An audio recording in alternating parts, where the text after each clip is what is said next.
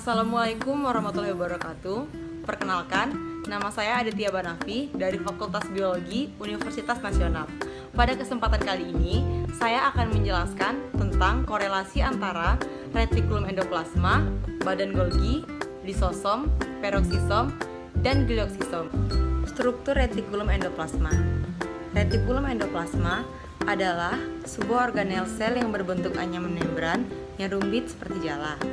Disebut retikulum endoplasma karena organel ini terletak pada daerah endoplasma, yaitu sitoplasma bagian dalam.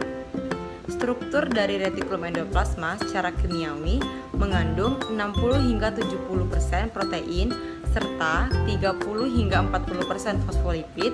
Terdapat sekitar 33 macam polipeptida dengan sifat kimia serta sifat fisika yang berbeda.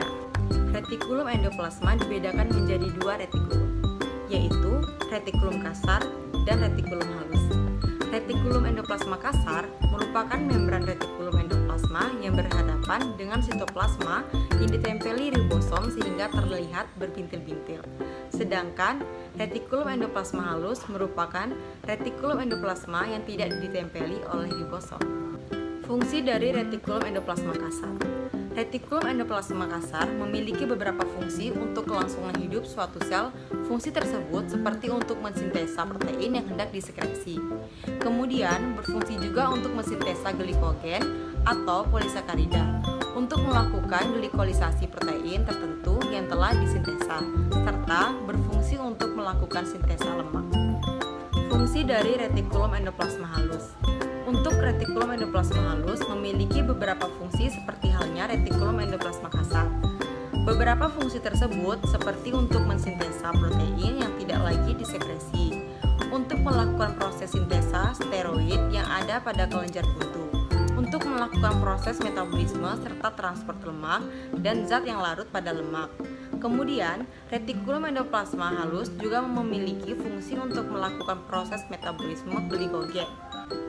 Secara umum, retikulum endoplasma memiliki fungsi untuk menghasilkan, mengedarkan, menyimpan produk-produk sel, menampung protein yang telah disintesis oleh ribosom untuk disalurkan dalam kompleks Golgi, dan untuk mentransportasi molekul dari bagian sel yang satu ke bagian sel yang lainnya. Struktur lisosom. Lisosom merupakan sebuah organel kecil yang memiliki bentuk bulat dan terikat dengan membran yang mempunyai diameter sekitar 0,25 hingga 0,5 um dan mengandung zat hidrolase asam, enzim-enzim yang menguraikan protein, karbohidrat pada pH asam, serta asam-asam nukleat. Struktur badan Golgi. Badan Golgi mempunyai fungsi sebagai alat tempat untuk mengubah enzim dari bentuk yang tidak aktif ke bentuk yang aktif. Badan Golgi juga mempunyai fungsi lain, yakni sebagai tempat guna menyimpan sementara protein dari zat-zat lain yang asalnya dari retikulum endoplasma. Zat-zat tersebut dibungkus di dalam kantong membran ataupun vesikel, kemudian mengirimkannya ke membran plasma. Selain itu, badan Golgi juga memiliki tanggung jawab terhadap pembentukan lisosom. Peroksisom. Peroksisom ialah merupakan suatu kompartemen metabolik terspesialisasi yang dibatasi oleh membran tunggal. Di dalam peroksisom juga terkandung suatu enzim-enzim yang mengirimkan hidrogen dari berbagai substrat menuju oksigen, sehingga diperoleh hidrogen peroksida dan digunakan sebagai produk sampingan yang kemudian menjadi sumber nama organel tersebut. Fungsi peroksisom yakni berfungsi dalam menyederhanakan sebuah rantai asam lemak yang panjang dengan melalui beta oksidasi. Glioksisom. Glioksisom hanya terdapat pada sel tumbuhan saja, misalnya pada lapisan aleuron biji padi-padian. Glioksisom banyak ditemukan pada biji-bijian yang berperan sebagai tempat penyimpan asam lemak untuk pembentukan energi pada proses perkecambahan.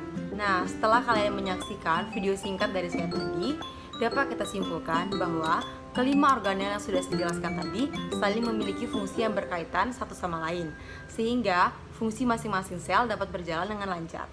Terima kasih sudah menyaksikan. Dadah!